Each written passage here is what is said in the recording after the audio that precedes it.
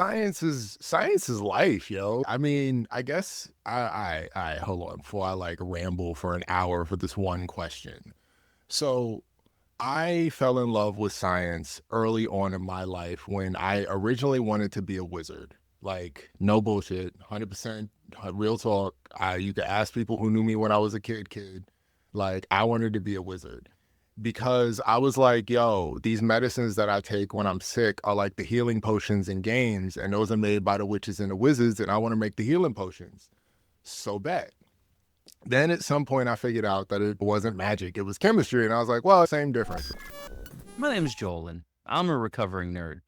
I spent the last 25 years bouncing between creative jobs and technical teams. I worked at places like Nickelodeon to NASA, and a few other places that started with different letters. I was one of the first couple hundred people podcasting back in the early aughts until I accidentally became an IT analyst. Thankfully, someone in the government said, "Hey, you're a nerd that talks good," and that spun me off into the world of startups, branding, and marketing. For the same sort of researchers and startup founders that I used to hang out with. Today, I help technical people learn how to get noticed, get remembered, and get results. On Nerds That Talk Good, I want to help you do the same. I talk with some of the greatest technical communicators, facilitators, and thinkers that I know who are behind the big brands and the tech talk that just works. This is one of the first guests that I spotted and I put on my wish list, and he was gracious enough to get back to me. And so I cannot wait to introduce you to today's guest nerd. So here we go. With nearly 273,000 followers across TikTok, YouTube, Instagram, Chem is a content creator and is known as the People's Synthetic Organic Chemist for his videos explaining chemistry concepts for the non-science nerds out there. He simplifies complex science topics for a broad audience, discusses trends like the dangers of drinking borax, provides insights into chemistry safety. A lot of inside chemistry jokes are fun. Particular favorite of mine is when he addressed the hydrogen water bottle craze in an amazing stitch, which I'll include in the link. And he's done some really fun videos on everyone's favorite elements like lithium, radium, and lead, if you can have a favorite element. He's most definitely following in the footsteps of Carl Sagan, Bill Nye, and if you're of a certain generation like I am, Mr. Wizard, who taught me everything I need to know about science. So, Kemthug, thank you so much for joining Nerds That Talk Good today, man. I mean, thanks for having me, especially with that intro. Put me on the same level as Carl Sagan. Oh, wow. All right. I mean, I appreciate that for sure.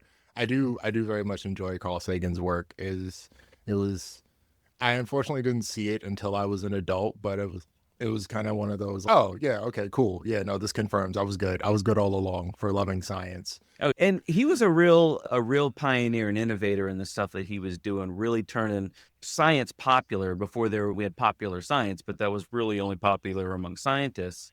And he's done a lot. And I think what you're doing now is really taking that to another level and into some other mediums. But I'd like to start just hearing the nerd origin story. I know that your wife kind of bamboozled you into doing this, kind of tricked you into it. I want to hear that story. But what got you here, man? Into just being a chemist Well, like that. where does science come from, first of all, for you? Science is life, yo. I mean, I guess I hold on before I like ramble for an hour for this one question. So I fell in love with science early on in my life when I originally wanted to be a wizard. Like, no bullshit, 100% real talk. You could ask people who knew me when I was a kid. Like, I wanted to be a wizard because I was like, yo, these medicines that I take when I'm sick are like the healing potions in games, and those are made by the witches and the wizards, and I want to make the healing potions. So bet. Then at some point I figured out that it wasn't magic, it was chemistry, and I was like, well, same difference, right? And it just never really went away after that. I was very fortunate, and you'll probably hear a story like this. If you ask anybody, like, how did you get into something technical or specific early on? It's yeah, because I had like access to books that like talked about it. Like, we had a bunch of textbooks in my house when I was a kid, and I didn't really like going outside like that. So I would just sit inside and read textbooks and encyclopedias. Yeah, kind of for funsies. I know. I mean, this is Nerds That Talk Good, is it not? You know what I mean? Like, I used to take notes from some of the books, just like interesting things that I thought I wanted to remember. I wish I could find it now, but I had a notebook where I like listed all the like names of cosmological bodies, like the different stars and planets that were known at the time, and like little details about them, like how far they were from our planet, just things I pulled from encyclopedias and textbooks and the like I listed. What else did I taught? Like at some point I like became fascinated with the concept of negative numbers. I was like, how is that a thing? How can you have numbers that are negative? That just, what? You can do math with this? What? Like 2 years before they ended up teaching it to us in school, I was just always like one of those people that was just like, yo, but wait, but like you can figure out things, like you can know things, yo. And I had access to stuff that would show me how. So that's really what got me there, which frankly, I feel like a lot of, and that's kind of why I make the videos the way I make them, right? I feel like a lot of people are like that. I feel like most people actually are deeply interested in science and understanding the world around them. I think humans are fundamentally very curious creatures. I'm pretty sure I read somewhere, granted this may be apocryphal, but I read somewhere that there is some like potential neurological mechanism for releasing dopamine when you learn something new and you feel satisfied that you've learned something new. And I mean, it's also kind of probably integral to our survival that we learn new things and change our minds sometimes, you know what I mean? So like I do my best to like kind of give this love to other people just by being real about it, you know what I mean? It's just, nah, yo, this is fascinating. We figured all of this out because we needed to, you know what I mean? And a lot of it we figured out straight up by accident. You know what I mean? Like just straight up by accident, you know what I mean? But yeah, I really just started out like I just kind of came out the box being curious about how this end fits to this odd and why everything works the way it does. And I was just lucky that I had access to books and people who were like, oh yeah, here's another book, here's another thing, I'll entertain you and talk to you about this for a minute, sure. But then yeah, as you mentioned, my wife kind of, she didn't bamboozle me. I don't want that. I don't want that on the record. She did not bamboozle me. It was It was a surprise. it was just like unexpected. I don't know. Should we just roll into that, I Yeah, guess? tell me Yeah, all it was, about yeah. this. I love this story.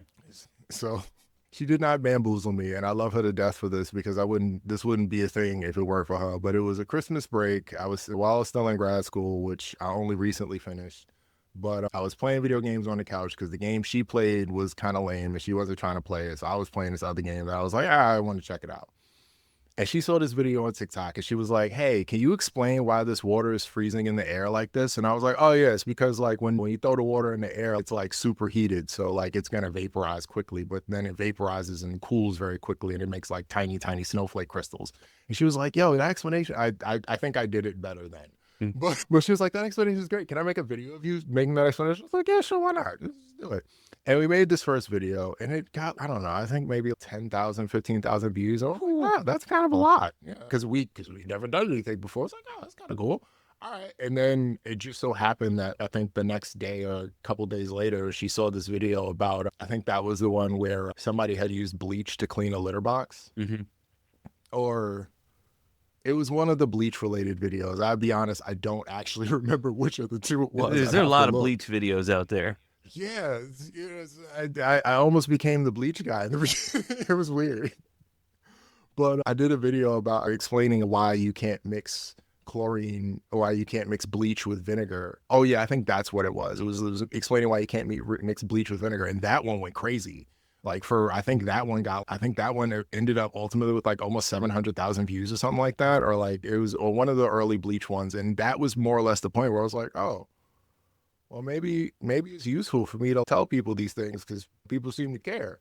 Okay. I was like, all right, I guess we could do this. And then the next couple videos just kind of the next 10 videos, a bunch of them just did really well. I mean this genuinely. Like me and my wife never imagined that this would become what it became, especially in the time frame that it did. Like we saw an overwhelming amount of love in our early videos that just like catapulted the channel to like 100,000 followers, and like I don't know, it was way faster than like I ever imagined that sort of thing would happen. And I knew at the time I was like, this is very unusual. But Yeah. like I love every one of those people. You know what I mean? Every one of those comments that I would get where people like, oh man, I wish you were my science teacher. Oh man, I never knew this thing and I always thought this was like that kind of it makes it it makes it more rewarding to keep doing it because it's like, oh, I feel like people actually want to hear and see these things that I'm trying to talk about. And then I get a little bit of leeway to just like talk about things that I think are fun and interesting, like that sodium benzoate video I did. That was just straight up me being like, wait, what? Yeah. Nah. And I looked at it, I was like, oh, wait, it really does though.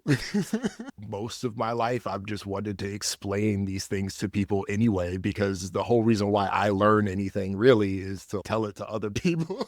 And I love that so many of your videos are in reaction to other videos out there. And I mean, you're not, I wouldn't position you as one of the debunkers, but you're definitely about elevating scientific literacy. You're just about showing people like, okay, this is why this works. Or, hey, you don't actually have to mix the vinegar and baking soda together because in the end, what you're just getting is salt water. So you might as well say the vinegar and just do a teaspoon of salt water anyway. And it's directly applicable. I just watched that video, by the way. I was like, okay, I'm gonna have to go tell my wife that. Because we buy white vinegar by the jug full, and it's like, oh yeah, and it smells bad. No, yeah. I mean, like, so real talk, you can probably do about as effective cleaning with citric acid as you can with vinegar. Citric acid is a slightly stronger acid, and it doesn't smell as bad. That said, it is a slightly stronger acid, so you do got to be a little bit more careful with it. Because, like, concentrated solutions of citric acid can, like, actually kind of burn you a little bit. But, yeah, like, the whole reason why we know any of the things that we know is because somebody was like, why did this happen when I did this thing? You know what I mean? Somebody was like, yo, when I lit this thing on fire, it let off this weird smoke. And this weird smoke is different from this other smoke. And I want to understand this weird smoke. Or we had a problem that somebody wanted to solve. You know what I mean? Or there was something that people were trying to figure out how to do. Some stuff we just kind of straight accidented on, you know what I mean? At a certain point, we like figured out that, oh, well, 2 and 2 equals 4, so 4 and 4 must equal something. Let's go figure out what that is. But so much of why we do science is entirely tied to the enterprise of improving the, the standard of living of humanity, period. That's like what it's, at its core was like originally, from my perspective, philosophically, of course, I'm not like an expert on science history. Don't at me. But like from my perspective and like my heart and soul, the point of science is to elevate the conditions of living of all of humanity by doing our best to figure out from as reproducible a standpoint as possible how anything works.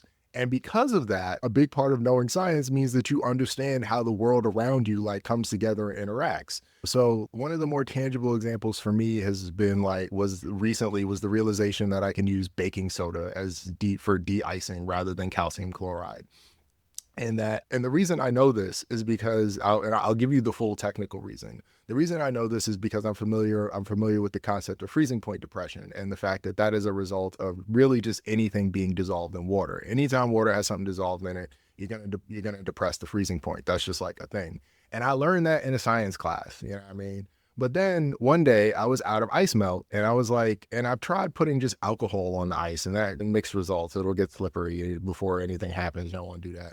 But, you know, I kind of had a moment where I literally in my head just put 2 and 2 together. I was like, wait, baking soda dissolves in water and I got a whole lot of baking soda. I could probably use that to de-ice. I don't know if it's going to work as well, but it's actually kind of great if you use like powdered baking soda because it's really, really fine powder. So it sticks to the surface of the ice and makes it very, very, very, very, very frictiony and gives you lots of traction. Well, I mean, I just kind of thought of that because I know a little bit of science, but also it changes the way that you like interact with your world around you. When you understand more about like why things come together the way that they come together and, you know, how all these bits of matter like bump into each other and work, you get a better ability to approach your problems. You know what I mean? Where you're like, all right, well, I don't know how this works, but I know it's got to work somehow. You know what I mean? Like, there are rules to the system. It's not just things aren't just like popping in and out of the ether. And I'm not just like at the whims of some greater force. It's not like things happen for some kind of reason. And I could just take a minute and try to figure this out.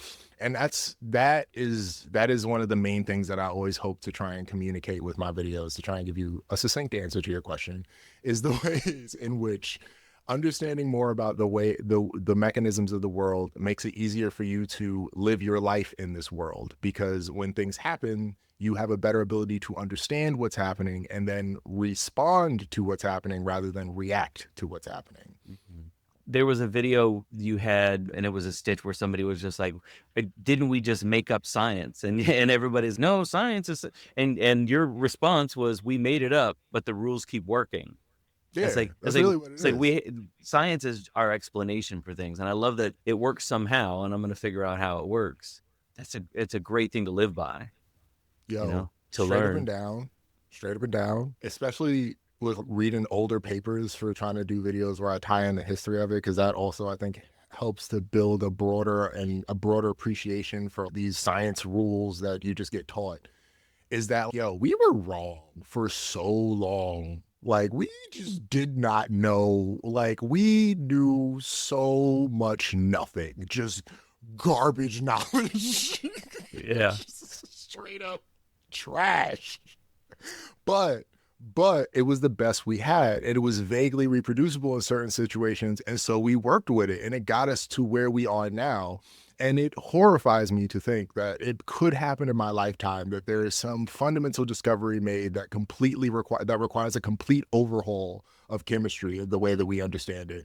And I really hope that that doesn't happen in my lifetime, or if it does, I'm in a position where I can just like, go learn the new chemistry, I guess. But like, it's it's scary, but it's also kind of exciting because it is our reality. You know what I Right. mean? This is like one of the things that humans are kind of just built to do, is like, all right, well, we exist in this environment, we got to figure out how to like make it work. And just to be clear, technological progress is, we think of hard sciences like the physics and the chemistry and the biology, but like even things like understanding like how indigenous peoples in the Americas had a deep, well, I guess, yeah, well researched understanding of the ecosystems that they existed in and how to exist like in kind of more in tandem with them. Like that in and of itself is its own form of like technological understanding. Granted, we didn't have the science of ecology at the time, you know what I mean, as we do now. But yeah, like that was that's science. Right. Like understanding that, oh, I have to rotate these crops, otherwise this field isn't going to be able to grow things anymore. Understanding that, like, oh well, I kind of can't cut down all these trees, I got to only cut down a few of these trees, and if I'm clever about which ones I cut down where, I can actually encourage the growth of other trees that I want growing here. Like this is just as that's just as difficult to understand and tweeze out as the fundamental elements, but also just as important. Like we do this. Humans do this, and I want to encourage people to do it. I want to encourage people to just, yo, like, I know enough to ask a question intelligently. You know what I mean? And it almost becomes more real when it's in baked in part of your culture, and you just have that, like the Native Americans, they weren't thinking, okay, time to put my farmer hat on or time to put my ecology hat on. They were just like, this is what we do because this is what works and makes sense. And I almost feel like when Oh things yeah. become technological or when things become a discipline, and then we're teaching them, I just had this conversation this morning. When you separate concept from culture, it's harder to learn the concepts. And you'd think it'd be Oh easier yeah. because you're like, here's a No. straight up formula. But when you contextualize No. it, and that's what I love. What are some Exactly. of the interesting feedback that you get back from people when I mean, you're not teaching in a class, but you're teaching to a large number of people. What are they telling you about? I got it. That flipped on a switch. I understand this now. I do. I of course do get comments from people who are like, nah, sorry, I still didn't catch it. And I'm like, damn. Mhm. All right, well, maybe I'm not the perfect messenger, but I get more comments on average of people saying things a little more along those lines of, "Oh man, I get this now," or "Oh man, this makes so much more sense." Probably I don't know about favorite, but most recent example is this. I think it's like almost 20 minutes. This video that I put together, and my wife was so kind to put together the visuals that make it work, on atoms and molecules and how atoms come together to make molecules.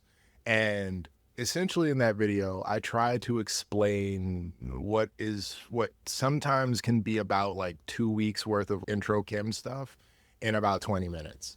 And I don't necessarily know that I did the best job of that video in terms of making it, putting it in a context that people would appreciate, because at a certain point it does become difficult. So it's hard to put orbitals in a context that people like. I mean, like, even I, like, the times when I think about orbitals in my day-to-day life are the times when I'm really being a nerd for no reason. But I do my best to make it approachable and use common language, which goes kind of to the point you're making also. In that, yes, I disagree entirely. Siloing and defining disciplines as this thing versus and removing it from the broader context in which it was developed does in a lot of ways a disservice to learning in general, because our brains, I don't think, I mean, I'm not a neurologist, that's not what my degree's in, but I don't feel like our brains are designed to learn things in that way. Our brains, I think, are overwhelmingly designed to learn things as they're connected to other things. And so whenever you want to teach somebody something, the best thing you can do is teach it to them in a context that is related to as many other things that they already know about as possible, or might already have an interest in, or might at least just be vaguely more familiar with. If you just give somebody a formula, you know what I mean, and they're not already somebody who's like into math, and you tell them that they can use this formula to predict the lotto numbers, they might be like, yeah, okay, I mean, sure, but I'm not trying to use this formula. Like, this formula looks complicated and like a pain. But no, it's very important that, I think it's very important, not just for making it easier for people to learn this stuff, but making it more embedded in like the social zeitgeist generally, like the importance of it and the value of it. Like, I feel like I don't know if this is a thing. If it is a thing, then I'm caught not knowing it was a thing. But I feel like we need more of those like Faraday type lecture situations where you just had like scientists going around to like theaters and just like doing science shows for people and like presenting to the public like new knowledge and information.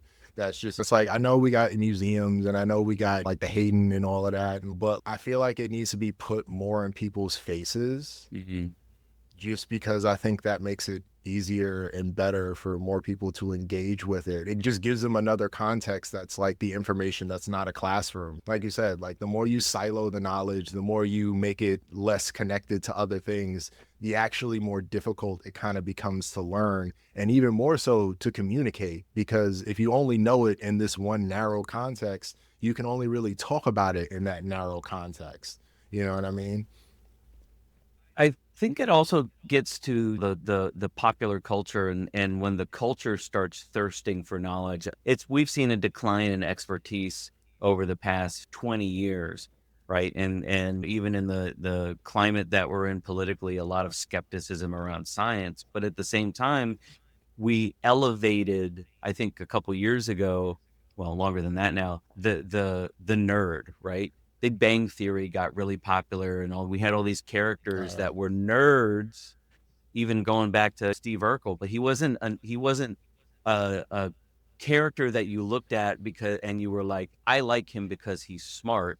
It's I like him because he's got these other trappings in this stereotypical thing. And No, yeah, I like think it's hard because you don't come off as a prof, you don't come off as a scientist and a nerd, nor should you like have to do that to oh be taken no. seriously. I mean, look, at this point, they sent me my degree. I got the piece of paper. So anybody who wants to try and come at my neck, go read my thesis. You know what I mean? Like, I did it. I ain't trying to hear it. It's not perfect, but it is valid. I did that work. You know what I mean? It's real. And yeah, but I don't think it's important. I think scientists look like everybody. I think like I said, we're all scientists. All of us are scientists. Right. Everybody does science every day. Anytime they feel like, I wonder if this route will be faster than the other route that I take, you literally just did an experiment and you took an observation when you noticed that it was faster and you were like, oh, okay, my conclusion is that I should take this route. That is literally how this works. Like, that's just actually how all of our existence is centered around us being like, does this work? No. Does this work? No. Does this work? Yes, this works. Okay, cool. So we're going to do that. Now, next problem, does this work? Like literally, it's just been guess and check. Like it actually has just been guess and check. You know what I mean? It's so many like educated guesses built on the long-standing, long spent experimentation and years and in some cases centuries of research into the topic. But it's still a fucking guess. Yeah. And we all do that. But yeah, there's this weird current of anti-intellectualism that I've always felt throughout my life. I don't know. I think a lot on social and political things, but I never feel comfortable like really talking on them to people who I don't know like personally like that, but or even like in this kind of a forum. But I have always just kind of felt, at least in the US, like the idea of being smart was always kind of like frowned upon. And I don't know why that is, or not frowned upon, but devalued, where it was like, all right, cool, yeah, sure, we need you around, yeah, but can you like go over there with being smart? And it's, but Yeah. I just never understand that. It never made sense to me. But yeah, look, I got picked on a lot as a kid. You know what I mean? I was part, you know, I didn't have a lot of friends as a kid. You know what I mean? And I was correcting people on things at 4 years old. Apparently, one of the earliest words I knew was actually. Apparently, so. Oh, now I'm So- just picturing a little baby Chem thug with the beanie and the beard and just, well, actually, the tooth fairy. Actually. That's No, it's ridiculous. I told you this was an amazing episode. I'm just smiling ear to ear, cutting this thing together. I couldn't wait to share it with y'all. The other thing I can't wait to share with y'all is my brand new book, which is going to be coming out in early June. So if you want to get an early read on it, I am enlisting people for my book army, which means you can get a full digital copy to preview. All that I ask is that you say nice things about me on Amazon when you actually buy the book. So you can shoot me a message, joel@messagespecs.com, or you can go to nerdthattalksgood.com/book. Sign up for that. I'll get in touch with you. I'm going to have some giveaways, swag, opportunities to have private one-on-ones with me for my book army. But I'm so excited about this. It's been a long time coming. Definitely not as long as Chem Thug was working on his PhD, though. So let's get back to this conversation because it's about to get really fun. Who out there do you really admire who's sort of stepping into this new realm? Because again, we've got centuries and centuries of this guess and check, all this body of work, but now it comes down to presenting it very quickly. And I mean, TikTok, you could do a 10-minute video on it. I still don't think those are the ones that perform well. I think it's the people who get to the crux very quickly. Who else besides you, because obviously you're one of the best, who else out there is doing it great? Maybe even on other subject matters that you're picking up stuff from. If I'm gonna be perfectly honest, I don't necessarily think I'm that good. I don't necessarily think I'm that amazing. I think I do a pretty decent job of explaining things, and I think my wife does a really good job of elevating my explanations. But in terms of like the breadth and scope of what I can do with my current resources and setup, yeah, there are definitely people who are doing more than me. Like ACS Reactions channel, their channel is great. I've always kind of been a fan of Sasho.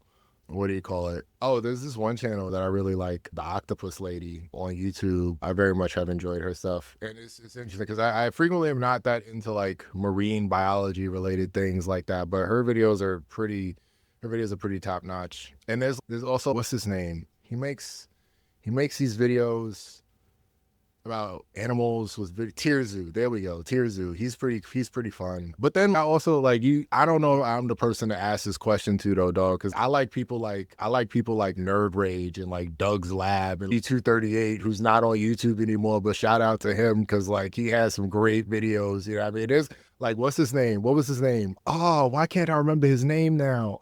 He's one of the OGs of YouTube chemistry.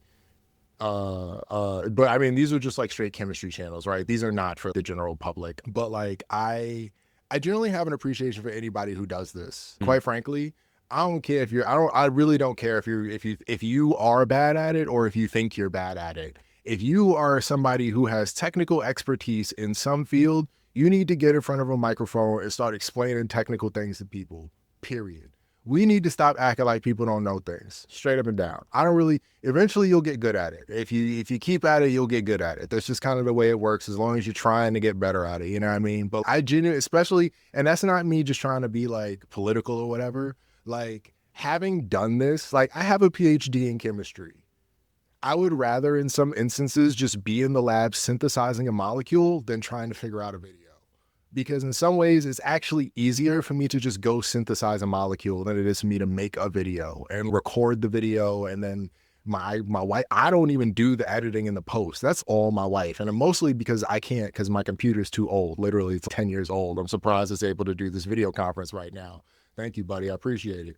You know what I mean? But I feel like you feel my point. Like I get, like I said, I definitely really do appreciate, like I said, like SciShow, the Octopus Lady, ACS Reactions. Nighthawk and Light is actually also another good one that I really like, and I've liked his stuff a lot. And his stuff is very, if you've not watched any of his stuff, I would check it out, because a lot of his stuff is like how to use this science for this chemical process to do, or how we put these physics rules together to make this really cool little device that you can have fun with. I think he made like a bottle rocket gun or something like that at one point, and he made this like forgotten flame insulator material called Starlight, I think it's called, that like he was just like, yeah, did enough research to kind of, I think I pieced together what the formula is. Watch me test it. You know what I mean? I was like, yo, his stuff is great. But that's what I'm talking about. It's like, yo, do you know how to do something? Are you good at something? Go tell people how to do it.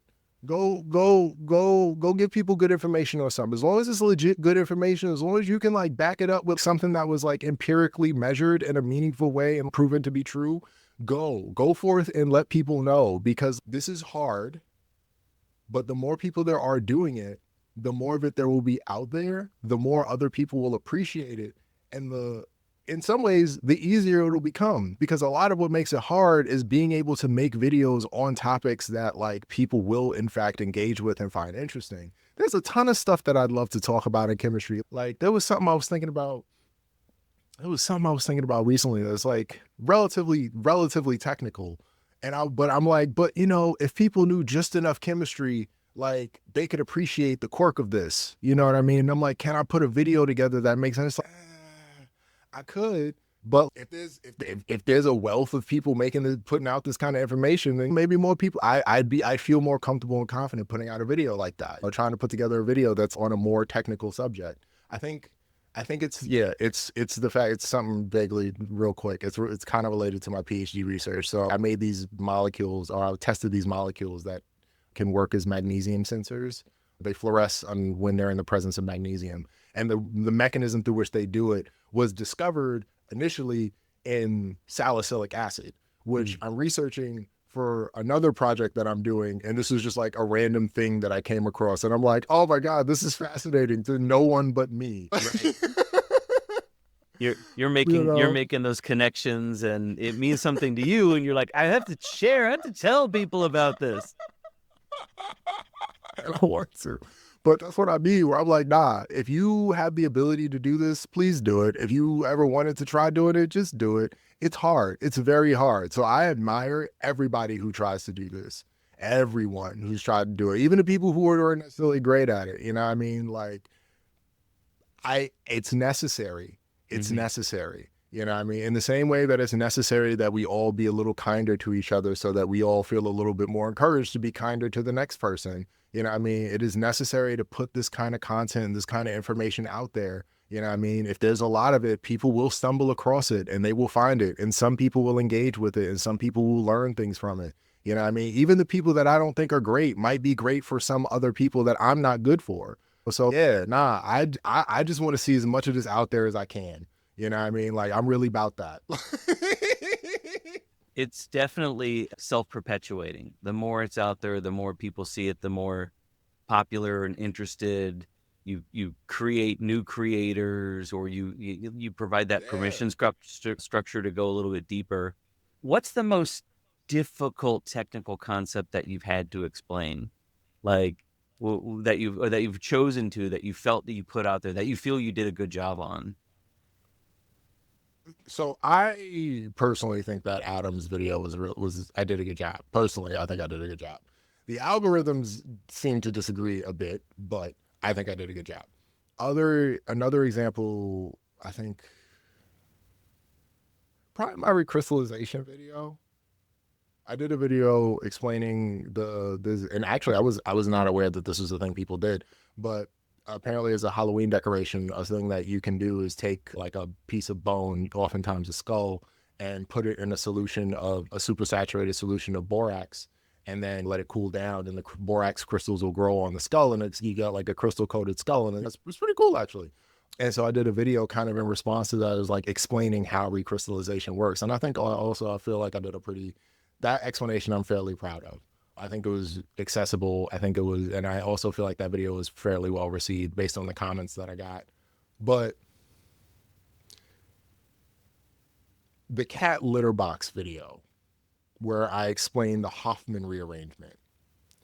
So the thing is with that one is I'd like to think that I just did a really good job of explaining the Hoffman rearrangement to people, and that's why that video did well. I know that that's not why that video did well. I'm very aware that that is not the reason that video did well. You got to have a hook. Right. Well, so the funny thing about it is that like so that video in particular, like I got like a little, I don't know if excited is the right word, but like I was deeply intrigued by it because first of all, like if I clean my cat's litter box, I'm just gonna hose it out a little bit. Like as in my experience, they want to have a little bit of their funk in there, so I'm not gonna clean it too hard. But when I thought about it, I was like, man, using bleach to clean a litter box? I don't know. There's a lot of ammonia in there. And I thought, I was like, actually, is there ammonia in there? It just smells ammonia. And I did a little bit of reading. I was like, oh, it's just a lot of urea. Oh no. Because that in particular, I was just like personally, yo, wait a minute. And like related for me, the reaction of urea with hypochlorite in under specific conditions with particular apparatus, of course, is used by home chemists to make hydrazine sulfate for use in other chemistry. You know what I mean? Just like making dyes and things like that. You know what I mean? Making like funky, interesting looking molecules that make cool crystals or whatever. But I was like, but no, it's happening in the litter box. Oh no, it's happening in the litter box. So I think there was a very much an element of that came like this energy and kind of like amusement that I had over this, where I was like, oh man, this reaction that gets used in a lab, gets used by home chemists, was like probably important to discovering something related to this, or like a useful technique for doing this early on in synthetic chemistry. Also just happens to be the reason why you can't use bleach to clean a litter box. It is like, lol. Of course that's a thing. I think it's that curiosity and that glee. I mean, you just like when you light up, that makes people like. I mean, you said it earlier. You learn something, and your brain gives you a little bit of those weed chemicals, and it's like the dopamine hit. And I think people see that, and that's, I want to learn. I want to know what he knows so that I can feel that. And it's something that you can feel over and over and over again, but it's not as the hit's not as good the second or third time, so you got to go and learn more. And I think I think people who get it. I mean, learning is hard also. In general, it is not necessarily easy to learn things, and especially when you consider that, not to get too much into the history and the politics of things, but the ability to read even was not something that was seen as like being something that everybody should be able to do throughout even most of human history at this point. You know what I mean? So you got to take that into account when you consider how difficult it is for people in general to learn things, because a lot of people just have misinformation. And in order to learn something, you have to do at least two things. One, you have to admit that you were incorrect about something. Two, you have to change your mind. Both of these things are actually fairly difficult to do, in my experience at least. I've spent years working on the ability to change my mind. You know what I mean? Admit that I am incorrect about something. I'm much better at it now than I used to be when I was a wee lad. But that's hard. That's hard to do. So I want to make that easy for people, I guess, in whatever way that I can. Whereas I try not to. I try to make it a point in my videos to always be as generous as I can except in the cases where I think somebody's trying to like take advantage of people's lack of information to trick them and to scam them, basically. You know what I mean? That's where like the hydrogen water bottle video came from, kind of, because it was like, nah, most of these are not a vibe. Yeah. Yeah, that may have been one of the first videos that I saw you on, because they were everywhere, and then there you were doing what you could to kind of like be the voice of reason and push against it, but not in a scolding way, just in a, hey, if you want to do this, that's cool. It's only $20 on the TikTok shop, but you're better off over here. Yeah. You better off spending that $20 on some blueberries. You know what I mean? Probably gonna get just as much antioxidant activity. You know what I mean? It's gonna taste better. I do love blueberries. They're my number one fruit. Anyway, I got distracted by fruit. No, you good. I mean, that happens. I love fruit in general. Blueberries in particular, I like dry blueberries. For some reason, fresh blueberries, I don't know. But dry blueberries, I will demolish a bag of just like dried blueberries. They're so good. But yeah, sorry.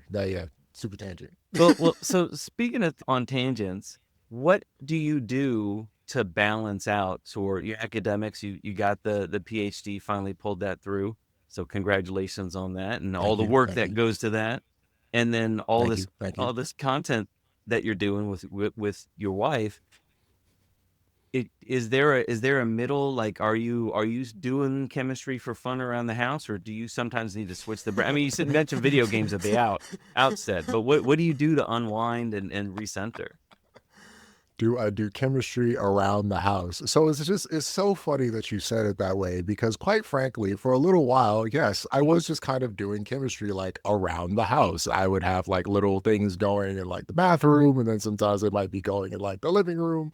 And it would all be relatively innocuous things, you know what I mean? Just like trying to recrystallize this, trying to grow a really big crystal of potassium tartrate, cream of tartar. Or like making some like calcium, making some copper acetate to make blue fire. Like they're relatively innocuous things. That one's, you got to be careful with copper waste, just to, let me just say that out loud.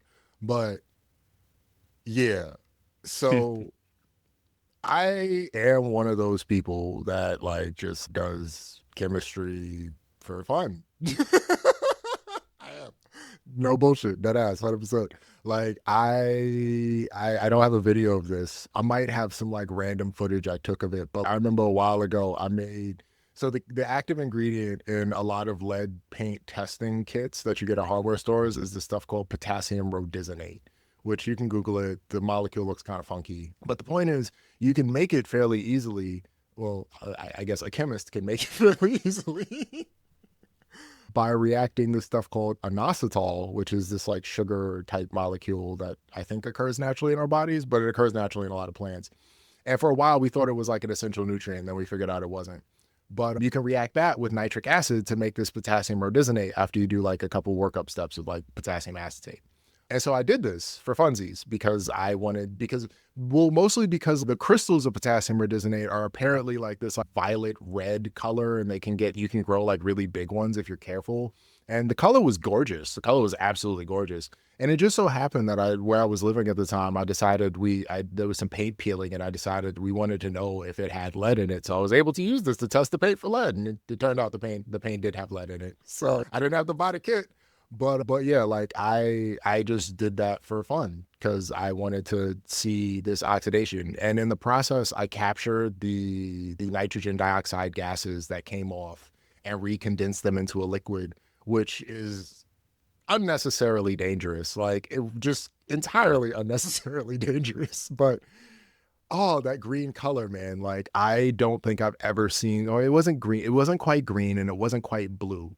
I have always described it as the color I believe you would get if you took a sapphire and you were able to melt it down, like into a liquid that was still the color of the sapphire, just as a liquid. Like it was this amazing color that I sealed in some ampules and kept for a little bit before I used it to make some sodium nitrate. But I just, for fun, just cause I know how to do this stuff. The same reason somebody bakes cakes for fun, you know what I mean? So, I want to bake a cake. I want to try making this cake. All right, so I'm gonna make this cake. I want to try making this molecule because I think I can make this molecule. And so I'm going to try and make this molecule, you know what I mean? It's just like, you can't eat the molecule afterwards. So people are like, you shouldn't. Yeah, you really shouldn't. Although it continues to boggle my mind how long we went just like tasting the things that we made in chemical reactions as chemists before we were like, maybe we probably shouldn't do this anymore. I think smell is probably enough. It's, We can just do smell. Like, yeah. Tony keeps passing out over there. Yeah, someone's got to taste the crystals. I don't know, man. It's on the checklist. We don't do that no more. Well, I gotta say, this has been an absolute, just a blast. So much fun chatting and learning. Where can people like follow you? Obviously, you're across all the channels, and I'll be including links. But what else? What's coming up? Anything exciting you can preview for us, or where do you want to go next with this project? So I would like to eventually get to a point where I can do demos, basically do like actual like synthesis demos and things like that, like small reactions and things like that, and like kind of put it into a broader context that gives value to people for it. But right now, I should say my wife is very, very, very, very dedicatedly working her way through what is currently a 24-minute long video on sulfuric acid. Ooh. That is really just kind of me talking about the history of sulfuric acid. But the fact is that sulfuric acid is responsible for us being able to do so much in our day-to-day lives, like for us having access to so many things, for us understanding the nature of so many things. Like sulfuric acid just like pops up in so many places throughout even before we knew it as sulfuric acid, like its ancient form of oil of vitriol and the vitriol minerals that it came from. Like, it's kind of interesting and a little unreasonable how like universally important this chemical has been and like continues to be. So yeah, that video will hopefully be coming out. I don't know. It's long and my wife is working on it. But other than that though, I do have some projects that I'm working on with ACS reactions actually. And so you can definitely be on the lookout for that. Although I don't want to name anything because there's nothing necessarily set in stone yet that I'm specifically going to be on. We still working on some things, but other than that, yeah, no, YouTube, TikTok, Instagram. Sometimes I guess Instagram definitely gets neglected a bit. I apologize to the people who follow me on Instagram, but thank you so much for being there. Check me out on YouTube though. There's definitely more going on there. Well, Chem Thug, this has been so much fun, and we chatted earlier in prep for this, and I told my wife today, I said I'm talking with Chem Thug today, finally, because you've been talking about that, like really excited. So this has been a real pleasure. I think it's been an actual absolute pleasure, dog. Like I very much enjoyed this. I think you're a like I said, that next generation up there with Sagan and Bill Nye, and definitely you're too humble about it. So thanks for coming on, and I can't wait to see what crystals you mix up and taste next. I'm not tasting anything I made. Just for the record, not tasting anything I made in the lab, not doing that. But yes, I will be cooking up some crystals that are legal, totally legal crystals of things. Be on the lookout. Awesome. Thanks, man, for coming on. Thanks, Joel. I really appreciate being here. It's been an absolute pleasure and a privilege. And yeah, I look forward to continuing to serve more content that just makes people think about this stuff just a little bit more, just a little bit. Just think about it a little bit. If you want links to the resources mentioned on the show, head on over to the episode page. And for information on booking a message therapy workshop, getting your hands on the message deck to check out my upcoming book, or just buy me a coffee, go to nerdthattalksgood.com/podcast. Until next time, happy messaging. Remember, you don't have to speak well. You only got to learn how to talk good.